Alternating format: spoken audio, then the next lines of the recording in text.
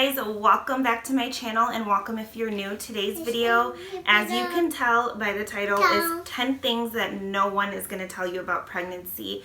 I watch a ton of updates, and a lot of things are left out, and I am guilty of this as well because sometimes there's certain things that you just don't want to say. So I thought I would just come up with 10 things that I kind of wish people would talk about and would mention, because when these things happen to you, you hit Google and you start looking up articles and blogs, and you just want to know, like, okay, is this normal? Because why does no one ever talk about this? I feel like pregnancy is definitely like a really beautiful time and can be really amazing, but there can be a lot of like fairy tale ideas of what pregnancy is like compared to like the real thing and the real deal. So if you want some like real raw symptoms and things that are going to go on in pregnancy, possibly, because every pregnancy is different, and this is going to be a combination of things from my first pregnancy and this pregnancy, please don't forget to just keep on watching, and please don't forget to subscribe. And I film videos on motherhood and lifestyle and all that good stuff, so don't forget to subscribe. We have a ton of videos coming your way: labor and delivery vlog, story, hospital bag, nursery tour, all that good stuff. So yes, I will get right into this and hopefully see you in the next video. So the first thing is constipation, and it is not a joke. Like, this is not something that I really hear a lot of people talk about. When I watched a few of the other like 10 things that no one talks about videos, a lot of women spoke about it, and if you like look up articles or forums, a lot of women will speak about it. But it's like real. In the first trimester of pregnancy, there was a 2-week span where I could not go to the bathroom, and on top of being extremely nauseous, caring for a toddler, having a busy schedule, it was just a complete and total nightmare, and any and everything that I did not work. It just eventually I was able to go, but there were so many things that I tried, and like so many like natural remedies and like natural things you can eat, and drinking a ton of water, and it just did not work for me. So yes, if you're experiencing constipation, then you are not alone. The second thing is that morning sickness is not just like this cute little, you wake up in the morning and you throw up and it's like an isolated like morning type thing. Not that that's like cute, but I feel like in movies and TV shows, morning sickness is kind of glorified, and you're kind of like, oh yeah, when you're pregnant you get morning sickness. Like, no, I was nauseous all day, every day, and I wasn't even necessarily throwing up. I was just nauseous continuously from the time that I woke up until the time that I went to bed. My appetite was completely off, and honestly, this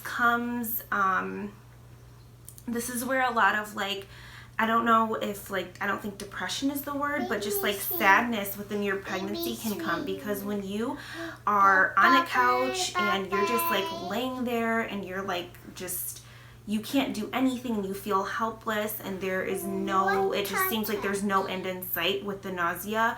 It can just take a toll on you and affect your life. And when you have a toddler to care for, it's just not something that at all is like, oh yeah, morning sickness. Like, no, it's rough. It's rough. It's rough. Number 3 is your gums may bleed. I was really freaked out because my gums started bleeding when I was brushing my teeth, and even sometimes when I wasn't. And I spoke to the doctor about this, and she said that it's completely normal. There are so many, like, there's so much extra blood in your body, and there's just so many things going on, that crazy little things like your gums bleeding are not a big deal during pregnancy. No. Number 4 is skin changes. So like your skin on your face. I typically have a very, very oily skin, and during this pregnancy I've had extremely dry skin to the point where I have to keep super moisturized, and I'm still dry, so that was a shock because my skin dried up a little bit with my first pregnancy, but not nearly as much as it has this time. And also I have developed a lot more like freckles and moles and just like little things on my face that were not there before, and the same thing happened with my daughter, and they just stayed afterwards, and I'm getting even more now. And then also like skin tacks. I've gotten some like under my armpit, just like little tiny ones. Just a lot of random like skin changes happen during pregnancy, and I have read that this is common for other women as well, but it's nothing that I heard about or ever really hear talked about, so I kind of got freaked out when I noticed all the changes. And people do always say like pregnant women have like beautiful skin, and that's something that's not always the case. Sometimes you break out in acne and your skin is way worse. Like I kind of had a breakout phase in the first trimester, so you really never know with that kind of stuff. Number 5 is your immune system is extremely low. I felt like I was sick the majority of this pregnancy. I had an ear infection, I had sore throats, I had like flu-like symptoms, and the doctor said that when you're pregnant, your immunity is compromised so much because your body is just working to protect your baby, and it's completely normal to get sick. Like she was saying, my OB said that if there's like germs, if there's something around, like you're gonna pick it up if you're pregnant. So that's something that I was not aware of, and that I did not know it's something that I didn't know was a thing, and that I didn't really expect. It's something that you just kind of have to deal with, and on top of like being sick, not being able to take wide variety of medications because you're pregnant and they're not safe, like it just really sucks because you just have to tough it out. Number 6 is congestion. That kind of goes along with the low immunity, but I was super congested for the majority of this pregnancy, and even now it just comes and goes, and I'm just like, oh my god, not again. I am so tired of being congested. I'm so tired of like being clogged up. I just want to feel free. And this is something that I have not heard many women talk about, but I have heard some other pregnant women talk about it, so I know that I'm not alone here. But if you are feeling like super congested, know that this is actually normal and just another thing that goes along with pregnancy. Number 7 is like leg cramps. So of course your body is sore overall, but I did not know that your legs could go like numb and start to cramp and kind of like fall asleep. And for me, it's been happening just in the left leg, and I was so freaked out when it happened to me the first time, and it took a while for it to kind of like wear off and for me to be able to get up and walk and move around and feel comfy. But it is completely normal, and a lot of women experience it during their pregnancy, so it's nothing to be worried about. At least that's what my OB said. Of course, like if you have any of these symptoms and you're super worried about them, check with your OB, because I am not a medical professional by any means. So yes, I'm just telling you what my OB said about the symptoms that I have personally been having. Number 8 is anxiety is real, and it carries throughout the pregnancy. And it doesn't go away when you've been pregnant before. Like I thought like, oh, the second pregnancy, I'll like know everything, and my pregnancies are so close to one another, like it'll just be repeating itself, you know? But no, anxiety is real. From the very beginning, when I was taking pregnancy tests, I was like anxious and nervous, and then waiting for the 6-week.